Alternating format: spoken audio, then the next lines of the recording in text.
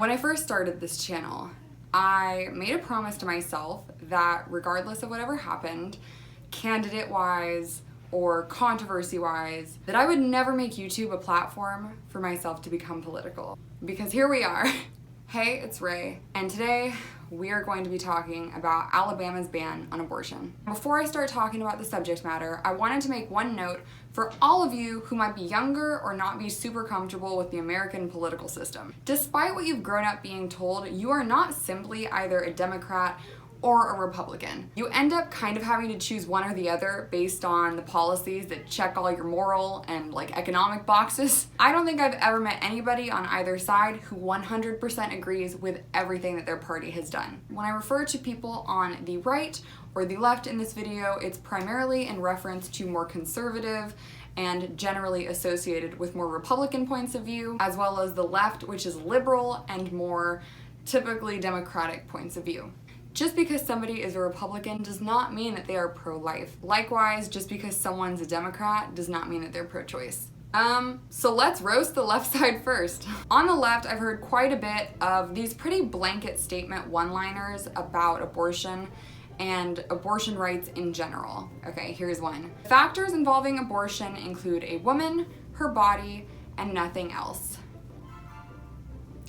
No, a woman does not self-impregnate. Just the pregnancy in itself involves two individuals who jointly engaged in unprotected sex. So there's a pretty large factor right there. If you're going to use rape or even incest as a part of your argument for exceptions on abortion bans, logic would follow that the person who impregnated you has a pretty big impact on whether you choose to terminate the pregnancy or not. Another argument that I think is really ineffective from the left side is the use of these hypotheticals to try to prove a point or to try to give reason to the exceptions in abortion law. So things like, if I had become pregnant, during my assault at 14 years old, I wouldn't have been able to get an abortion. If my daughter, who's 11, got pregnant tomorrow, it would be inhumane to force her to carry to term. And while I appreciate the honesty and the thoughtfulness of these hypotheticals, it's so much more important and carries so much weight to discuss the issue at hand in terms of how it actually applies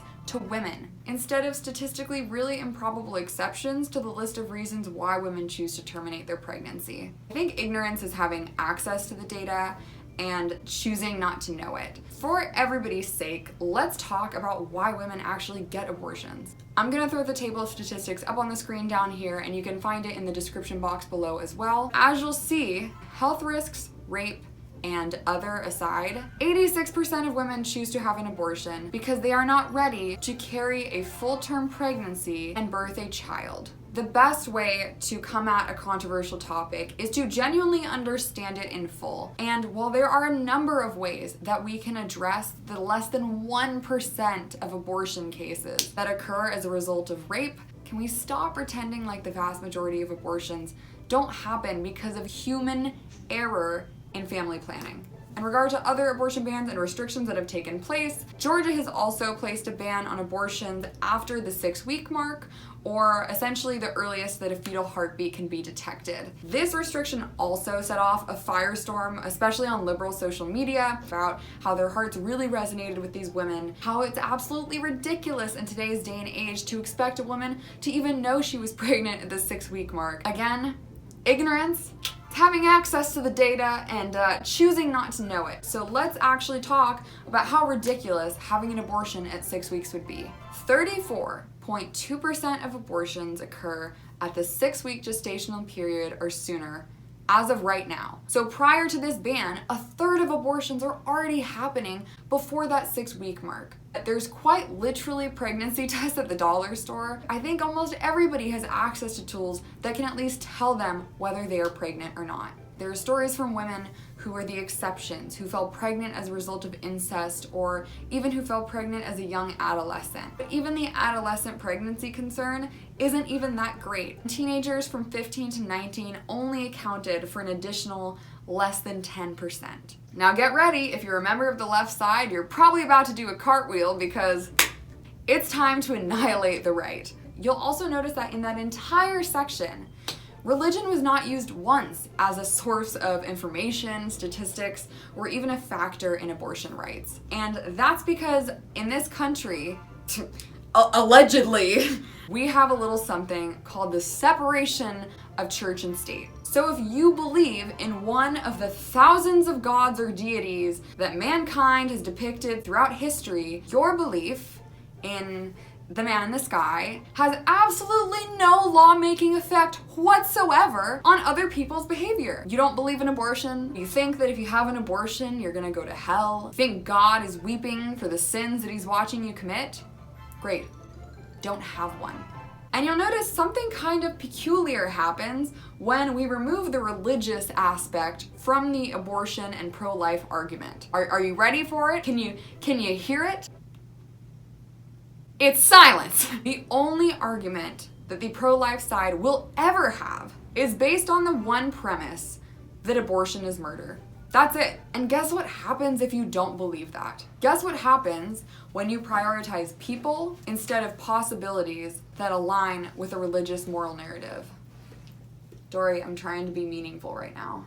It doesn't make sense. And let's talk about why this is such a problem, considering that abortion has plummeted more than 35% since 1996. Not that it even matters what contraceptive choices women make, but I'd also swiftly like to point out, in 2008, half of the women who had abortions were actively taking birth control the month that they got pregnant. Even if they were taking their birth control the moment that they got pregnant. Oral contraceptives, the birth control pill, aka the most common birth control method of all time, has failure rates that are really closer to 6 to 8% in real practice. With 10.6 million women using the pill, over 600,000 pregnancies come out of that right there.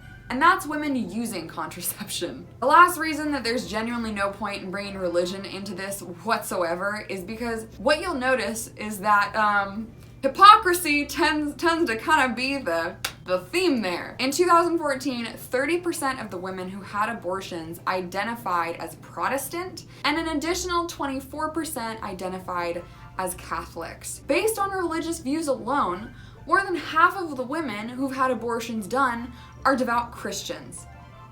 No one's gonna notice the irony in that? Economically, abortion makes all the sense in the world. Because if we genuinely got rid of abortion, oh my God, we genuinely got rid of abortion. I don't think you guys understand the amount of strain that is already on government funding for social services, but the amount of children that would end up in foster care alone, it's astronomical. That's another video. If you want to know what would happen if we actually banned abortion and the absolute terror show that would ensue on this country, let me know in the comments below. That's a whole nother ball game. Listen, a fetus will never be considered a dependent on your taxes. You're not going to start receiving child support upon heartbeat detection in a fetus, and a fetus isn't the citizen of whatever country its mother resides in until birth. But because the fetus didn't make a mistake, because the fetus didn't forget to take its pill or engage in unprotected sex, which is generally a sin in general, that fetus will forever be prioritized over the life of its mother. And that's ridiculous. If it were just about the loss of what you believe is a baby, then maybe it would be a different narrative. But it's not. It's also about the 9 months of physical turmoil prior to childbirth that you would be making these women go through. And the fact is that you, the opposing, you're not the one who would carry it. Sarah Jones, a journalist and ex-evangelist, wrote a piece in New York Magazine and phrased the problem with abortion, I think, really coherently. A fetus is a possibility, not a person. While abortion can be the tragic end to a wanted pregnancy, it's never murder. The opposite position is extreme and a threat to the health and safety of women. Read that one again for the folks that didn't get it in the back. Just because you are unable to bear a child, don't take away someone else's right to their own future. Just because your beliefs conflict with abortion, or because you've had the pain of miscarrying a wanted pregnancy, don't hold another woman hostage for 9 months. Because her actions never have and never will have anything to do with you. These are medical decisions that women are making as a means of providing both themselves and even their future children with a better life. Bring that same passion and diligence that you have towards protecting the innocent, and protect the innocent that the world has already failed. Children in the system, in orphanages, in foster care. Focus on them, because there are millions of people who've been waiting to be adopted for a very long time. I hope you guys made it to the end of this video, and because I think the latter argument really is the more popular one overall, I really wanted to explore the pro-life's non-religious counter-arguments a little bit better. If you're going to claim to be all about the data and all about the science, be all about it and understand the data from both sides of the argument. Because for the final time, ignorance is having access to the information and choosing not to know it. I have no background in political science, and I found almost all the information used in this video on our government websites. In short, it's real easy to be educated. Thank you to anyone who had the curiosity and openness also to genuinely make it through the end of this video. If you wanted a more in-depth picture of what would actually happen if we banned abortion and overturned Roe v. Wade, let me know in the comment section below, in between the Jesus freaks letting me know that I'm encouraging infanticide before the rapture. I will leave all the links to the information in the description box below, as well as a link if you would like to donate to Planned Parenthood. Whether you are pro-choice or pro-life, be kind, especially online. Either way, thanks for the view. And until we meet again, be nice to each other, you guys. Everyone's so mean.